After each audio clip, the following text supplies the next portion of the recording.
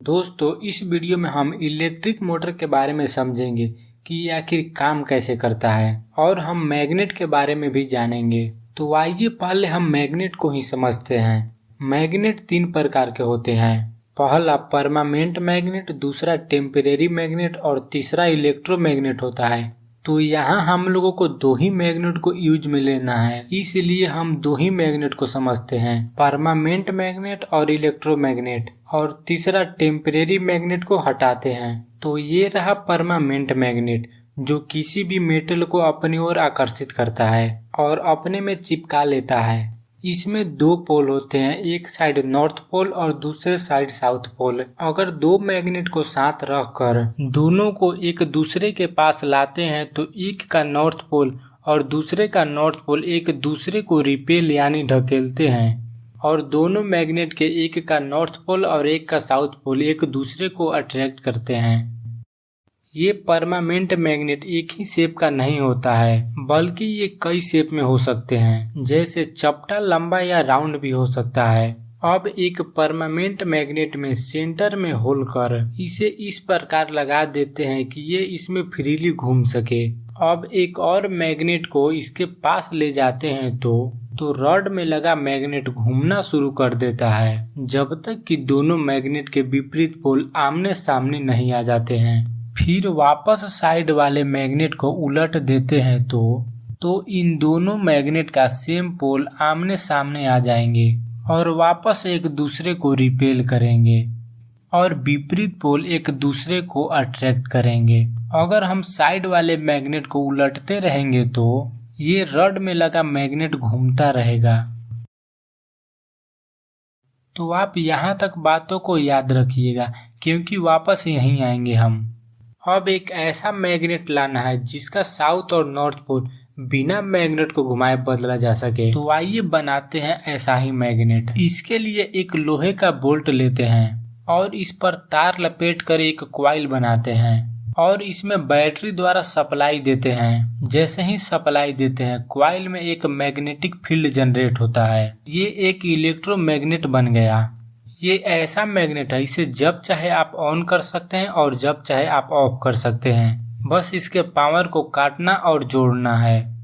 इसमें एक तरफ साउथ पोल और एक तरफ नॉर्थ पोल होते हैं। तो हमने एक इलेक्ट्रोमैग्नेट बना लिया है। ये भी परमानेंट मैग्नेट के तरह ही काम करता है। इसके भी सेम पोल रिपेल और विपरीत पोल एक दूसरे को अट्रैक्ट करते हैं। इस मैग्नेट का सबसे खास बात यह है कि इसके पोल के डायरेक्शन को भी बहुत ही आसानी से बदला जा सकता है। बस सर्किट में करंट फ्लो के डायरेक्शन को चेंज करना है। जैसे ही बैटरी को उलटते हैं तो करंट का बहाव भी उलट जाता है और इलेक्ट्रोमैग्नेट का पोलैरिटी भी बदल जाएगा। नॉर्थ पोल साउथ और साउथ पोल नॉर्थ हो जाएगा। मैग्नेट के पोल को बदलने के लिए बैटरी को बार बार उलटना ठीक नहीं होगा, इसीलिए हम तारों को ही उलट कर उपयोग कर देखते हैं। आइए अब इसे घूमने वाले जगहों पर उपयोग करते हैं। इस बार इलेक्ट्रोमैग्नेट के रॉड में छेद कर इसमें एक और रॉड लगाकर इसे इस प्रकार लगाते हैं और इसमें जब सप्लाई देते हैं तो इसके इलेक्ट्रोमैग्नेट चालू हो जाते हैं और फिर से यहाँ सेम पोल रिपेल करेंगे और विपरीत पोल एक दूसरे को अट्रैक्ट करेंगे और ये घूम जाएगा। अब दोनों के विपरीत पोल आमने सामने हो जाएगा। अब फिर से जब वायर को आपस में बदल देते हैं तो इसमें करंट का डायरेक्शन भी बदल जाता है, जिससे इसकी पोलैरिटी भी चेंज हो जाएगा और मैग्नेट के नॉर्थ पोल साउथ और साउथ पोल नॉर्थ हो गया है। अब मैग्नेट के सेम पोल रिपेल और भिन्न पोल एक दूसरे को अट्रैक्ट करेंगे और ये फिर से घूम जाएगा। अगर बार बार तारों को बदलते रहें तो ये घूमता ही रहेगा। इसे और शक्तिशाली बनाने के लिए इसके दूसरे तरफ भी एक और परमानेंट मैग्नेट लगाते हैं। यहाँ ध्यान देने की बात यह है कि दोनों परमानेंट मैग्नेट का एक का नॉर्थ पोल और दूसरे का साउथ पोल अंदर की तरफ है। पहले के तुलना में अब बीच वाला मैग्नेट ज्यादा शक्ति के साथ रोटेट करेगा, क्योंकि अब दोनों तरफ लगे परमानेंट मैग्नेट के पोल बीच वाला मैग्नेट पर फोर्स लगा रहा है। यहाँ तार अब घुमाते रहिए और मैग्नेट घूमता रहेगा अब यहाँ बैठ के आप तार तो घुमाएंगे नहीं और ना ही हम घुमाएंगे। इससे अच्छा है कि हम मोटर को ही घुमा लेंगे। तो इसे आसान और उपयोगी बनाने के लिए इसके डिजाइन में परिवर्तन करते हैं। इसमें साइड मैग्नेट को हटाकर ज्यादा पावरफुल 2 राउंड मैग्नेट को लगाते हैं और बोल्ट के बजाय हम मेटल लूप का इस्तेमाल करेंगे। इसे आर्मेचर कहते हैं और इसमें सप्लाई देते हैं और सर्किट कंप्लीट हो जाएगा। इस आर्मेचर में फिर से इलेक्ट्रोमैग्नेट बन जाएगा, ऊपर साउथ पोल और नीचे नॉर्थ पोल। अब आर्मेचर घूमना शुरू कर देगा जब तक कि विपरीत पोल एक दूसरे के सामने नहीं आ जाते। आप चाहें तो पहले के तरह ही वायर को बदलिए, जिससे पोलैरिटी चेंज हो जाएगी और फिर सेम पोल रिपेल करेगा और विपरीत पोल अट्रैक्ट करेगा और आर्मेचर घूमता रहेगा। वायर बदलते रहिए और आर्मेचर घूमता रहेगा, लेकिन बार बार वायर बदलना एक बहुत ही मुश्किल काम है। तो आइए अब बिना वायर को बदले सर्किट में करंट फ्लो के डायरेक्शन को चेंज करने का जुगाड़ लगाते हैं। अब आर्मेचर के दोनों किनारे पर एक एक रिंग लगाते हैं।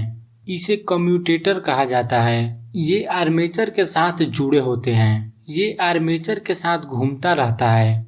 अब इसमें सप्लाई देने के लिए इसके दोनों साइड 2 ब्रशेस जुड़े होते हैं। ये ब्रशेस फिक्स होता है, घूमता नहीं है। ये कम्यूटेटर पर स्लाइड करेगा। ये कम्यूटेटर से हमेशा संपर्क बनाए रखे, जिसके लिए इसमें स्प्रिंग लगे होते हैं। अब करंट वायर से ब्रश में जाएगा और ब्रश से कम्यूटेटर में, कम्यूटेटर से अब आर्मेचर में फ्लो करेगा। उसके बाद दूसरे साइड कम्यूटेटर से होते हुए ब्रश में आ जाता है, फिर वायर में करंट फ्लो कर जाता है। अब ऐसा डिजाइन बन गया है कि ये अपने आप काम करेगा। अब आपको वायर बदलने का कोई जरूरत नहीं है। देखिए कैसे सेम पोल के रिपेल की वजह से आर्मेचर घूमना शुरू कर देगा। आर्मेचर के साथ कम्यूटेटर भी घूमने लगेगा। इस बार कम्यूटेटर जब आधा घूमेगा तो ब्रशेस दूसरी तरफ अपने आप स्विच हो जाएगा।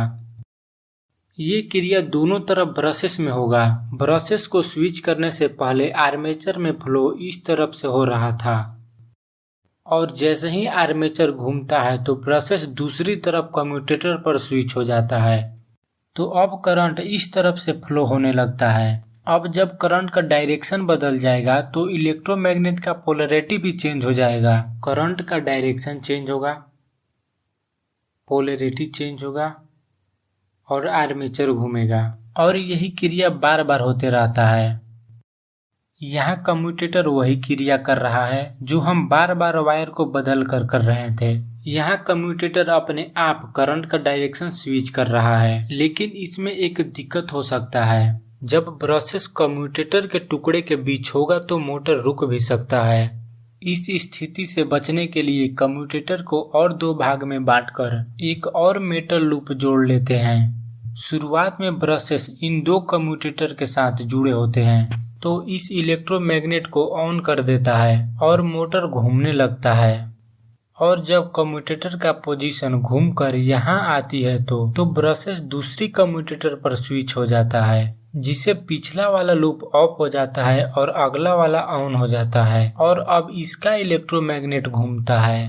कम्यूटेटर फिर घूमता है और ब्रशेस अगले पर स्विच हो जाते हैं और यही क्रिया बार बार होते जाता है और लूप एक के बाद एक इलेक्ट्रोमैग्नेट बनाते जाते हैं और मोटर घूमता रहता है। इसे और स्मूथ बनाने के लिए इसमें कई मेटल लूप और कम्यूटेटर जोड़ दिए जाते हैं, जिससे मोटर आसानी से और स्मूथ चलता रहता है। इस मोटर को उपयोगी और पावरफुल बनाने के लिए इसमें और ज्यादा कॉइल लपेटे जाते हैं। जैसे कि आप जितना ही ज्यादा कॉइल लगाएंगे उतना ही पावरफुल इलेक्ट्रोमैग्नेट बनेगा और मोटर उतना ही तेजी से चलेगा। तो ये अब एक डीसी मोटर बन के तैयार है।